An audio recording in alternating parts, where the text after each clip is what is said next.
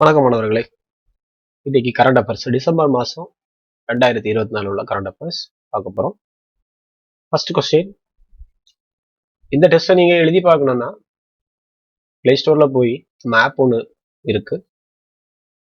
அதில் நீங்கள் ரிப்பீட்டடாக எத்தனை தடவை வேணாலும் இந்த எக்ஸாமை நீங்கள் எழுதி பார்க்கலாம். திருப்பி எழுதி பார்த்தீங்கன்னா இந்த கொஸ்டின்ஸ்க்கு ஆன்சர் உங்களுக்கு மறக்கவே மறக்காது. ஸோ நான் அதில் ஒரு மாடல் உங்களுக்கு இன்னைக்கு காணிக்கிறேன். ஃபர்ஸ்ட், உலக தடகள அருங்காட்சியகத்தின் உலக தடகள பாரம்பரிய சேகரிப்பில் இந்திய தடகள வீரரின் டி-ஷர்ட் சேர்க்கப்பட்டுள்ளது. அந்த விளையாட்டு வீரர் யார்? An Indian athlete's T-shirts was introduced into the World Athletic Heritage Collection of the Museum of World Athletic. Who is the athletic? Answer Neeraj Chopra. Next question.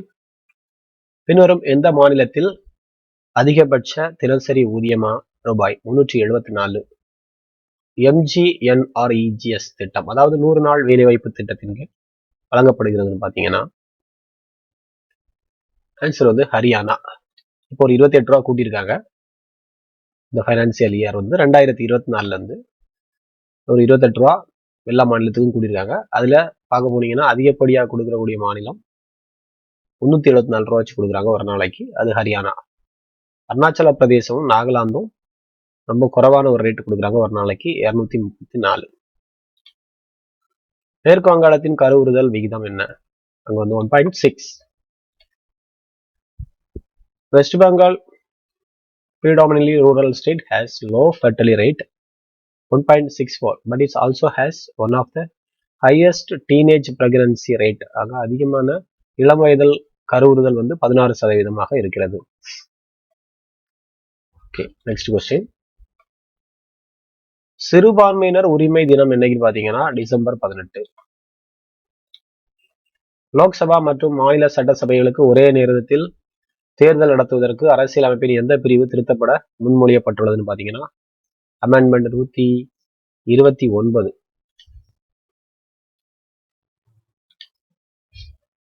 அப்புறம் அப் ஹோய் பஹானா நஹி, இந்த ஸ்கீம் எதுக்குள்ளதுன்னா பாலின அடிப்படையிலான வன்முறைக்கு தடுப்பதற்காக மத்திய பெண்கள் மற்றும் குழந்தைகள் மேம்பாட்டு அமைச்சகத்தால் தொடங்கப்பட்டுள்ளது. அப் ஹோய் பஹானா நஹி.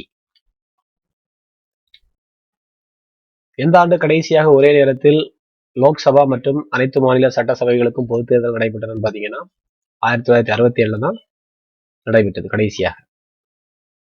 அதாவது ஸ்டேட்டும் சென்ட்ரல் கவர்மெண்ட் எலெக்ஷன் ஒரே நேரத்தில் கடைசியாக நடந்தது 1967. ஊனமுற்ற நபர்களின் உரிமைகள் தொடர்பான ஐக்கிய நாடுகளின் மாநாட்டை எந்த ஆண்டு இந்தியா அங்கீகரித்ததா? 2007. பொருளாதார வேகத்தில் தற்போதைய வீழ்ச்சிக்கு முன்னர் ரிசர்வ் வங்கியின் ஆண்டு வளர்ச்சி கணிப்பு எவ்வளவு வருதுன்னா 7.2. அங்கன்வாடி மையங்களில் ஊனமுற்றோர் குறித்து சமூகங்களுக்கு கல்வி கற்பதற்கும் விழிப்புணர்வை மேம்படுத்துவதற்கும் கீழ்கண்ட எந்த மாநிலம் நன்ஹே பரிஸ்டே, இது ரொம்ப முக்கியமான ஒரு கொஸ்டின். நன்ஹே பரிஸ்டே இந்த போஸ்ட் கார்டு தொடரை அறிமுகப்படுத்தியது ஹரியானா. 2024 ஐசிசி மகளிர் T20 உலக கோப்பை எங்கு நடைபெற்றதுன்னு பாத்தீங்கன்னா சார்ஜா. 2024 கோடைகால பாரா ஒலிம்பிக் போட்டிகள் இந்தியா எத்தனை பதக்கங்களை வென்றதுன்னு பாத்தீங்கன்னா 29. இந்திய கடற்படையில் இணைக்கப்பட்ட முதல் அணுசக்தி ஏவுகணை நீர்மூழ்கி கப்பல் எதுன்னு பாத்தீங்கன்னா அரிஹண்ட். லாய் சிங்தே எந்த நாட்டின் ஜனாதிபதி? தைவான்.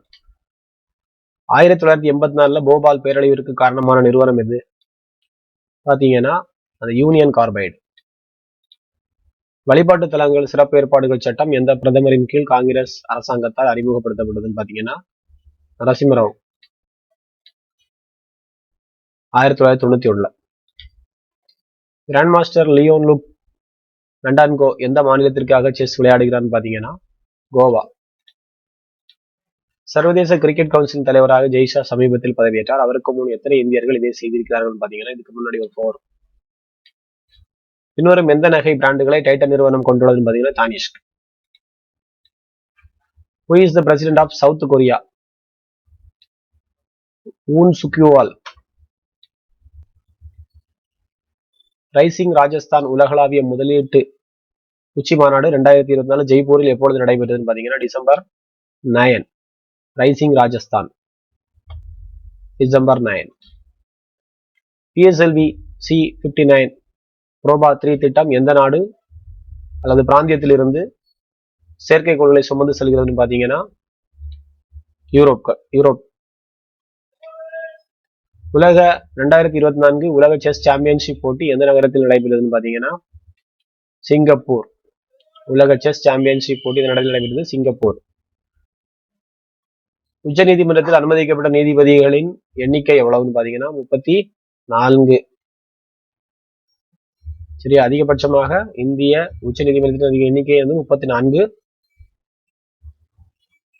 தற்போது எத்தனை பேர் இருக்காங்கன்னா 33.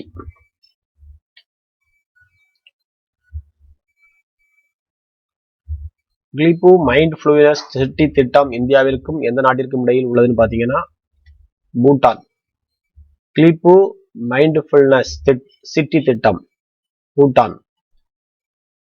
திருநெல்வேலி எழுச்சியும் வ.உ.சி.யும் 1908 என்ற ஆய்வு கட்டுரைக்காக 2025 சாகித்ய அகாடமி விருதை பெறுபவர் வந்து பாத்தீங்கன்னா வெங்கடாச்சலபதி. முக்கியமான கொஸ்டின். தமிழ் இலக்கிய மறுமலர்ச்சி நாள் பிப்ரவரி 19. உவேசா பிறந்த நாளான இது முக்கியமான கொஸ்டினா டிஎன்பிஎஸ்சி கேட்க வாய்ப்பு இருக்கு. உவேசா பிறந்த நாளான பிப்ரவரி 19 தமிழ் இலக்கிய மறுமலர்ச்சி நாளாக கொண்டாடப்படும் என ஸ்டாலின் அறிவித்தார்.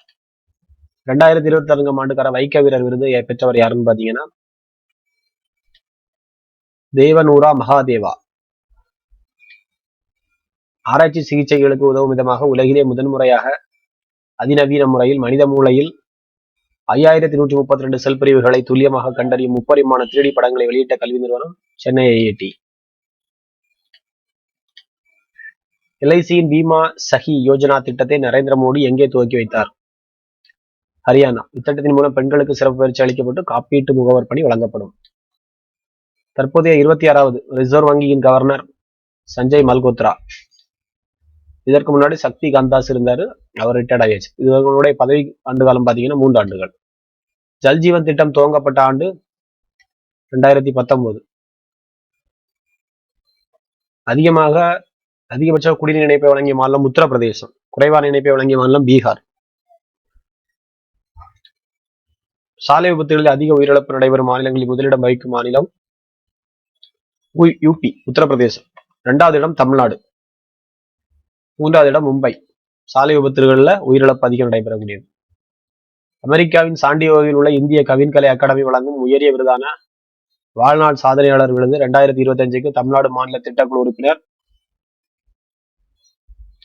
நர்த்தகி நடராஜ் தேர்வு செய்யப்பட்டார். அமெரிக்காவின் சாண்டியோவில் உள்ள இந்திய கவின்கலை அகாடமி வழங்கும் உயரிய விருதான வாழ்நாள் சாதனையாளர் விருது 2025க்கு தமிழ்நாட்டுக்கு யாருக்கு கொடுக்குறாங்கன்னா நர்த்தகி நடராஜ். இந்திய பொருளாதார மதிப்பு சுமார் எவ்வளவு டாலராக உள்ளதுன்னு பாத்தீங்கன்னா 4 ட்ரில்லியன் இந்திய பொருளாதார மதிப்பு. உலக செஸ் சாம்பியன்ஷிப் போட்டி எங்கு நடைபெறுகிறது? அது நம்ம பார்த்தாச்சு, சிங்கப்பூர். 2024 ஆண்டு உலக செஸ் சாம்பியன்ஷிப் போட்டியில் சாம்பியன் பட்டத்தை வென்றவர் குகேஷ். வாடகை தாய் ஒழுங்குமுறை சட்டம் எப்பொழுது நிறைவேற்றப்பட்டது? 2022. 55வது ஜிஎஸ்டி கவுன்சில் கூட்டத்தின் பொழுது அமைச்சர் குழுவை வழிநடத்தியது யார்? Bihar deputy CM Samrat Choudhary. எத்தனை ஆண்டுகளுக்கு பிறகு ஒரு இந்திய பிரதமர் குவைத் சென்றார்? 43 years ago. விவசாயத்திற்கான சமீபத்திய நாடாளுமன்ற நிலைக்குழு பிஎஸ்சிக்கு தலைமை தாங்குவது யார்? சந்திரஜித் சிங் ஷானி. நாடு முழுவதும் உள்ள ரயில் நிலையங்களை மீண்டும் மேம்படுத்தும் மையத்தின் லட்சிய திட்டத்தின் பெயர் என்னன்னு கேட்டீங்கன்னா அம்ரித் பாரத் ஸ்டேஷன் ஸ்கீம். இந்திய மகளிர் கிரிக்கெட் அணியின் தலைமை பயிற்சியாளர் அமோல் முசும்தார். ரிசர்வ் வங்கியின் அடுத்த ஆளுநராக சஞ்சய் மல்கோத்ரா நியமிக்கப்பட்டுள்ளார். அவர் தற்போது என்ன பதவி வகிக்கிறார் பாத்தீங்கன்னா ரெவென்யூ செக்ரட்டரி. பங்களாதேஷ் வெளியுறவு செயலாளர் யார்? Mohammed ஜாஷிம் Udheen. Defense Minister Rajnath Singh attended the commissioning of which stealth-guided missile in Kaliningrad, Russia? INS Tushil. உலக நம்பர் 1 இடத்தை தக்க வைத்துக் கொண்டு hero world challenge title golf போட்டியில் வென்றவர் யாருன்னு பாத்தீங்கன்னா Scottie Scheffler. Anuradha Bhasin vs Union of India வழக்கு பின்வருவனவற்றில் எதனுடன் தொடர்புடையது? Internet access. 2023 ஆண்டு நிலவரப்படி உலக அளவில் நிறுவப்பட்ட சோலார் பேனல்களின் அதிக திறன் கொண்ட நாடு எதுன்னு பாத்தீங்கன்னா சைனா. 2வது யுஎஸ். அமெரிக்க அதிபராக தேர்ந்தெடுக்கப்பட்டுள்ள டொனால்டு ட்ரம்பால் சிவில் உரிமைகளுக்கான உதவி அட்டார்னி ஜெனரலாக தேர்ந்தெடுக்கப்பட்ட இந்திய அமெரிக்கர் யாருன்னு பாத்தீங்கன்னா ஹர்மீட் திலான். BEST என்பது எந்த நகரத்தின் குடிமை போக்குவரத்து மற்றும் மின்சாரம் வழங்கும் பொழுது அமைப்பாகும்? மும்பை. சமீபத்தில் எந்த செய்தி ஊடக அமைப்பு ஓபன் ஏஐ நிறுவனத்தின் LLM-க்கு பயிற்சி அளிப்பதற்காக அதன் பதிப்புரிமை பெற்ற வேலையை அங்கீகரிக்காமல் பயன்படுத்தியதற்காக மற்றும் சேமிப்பதற்கான வழக்கம் தொடர்ந்துள்ளது பாத்தீங்கன்னா ANI.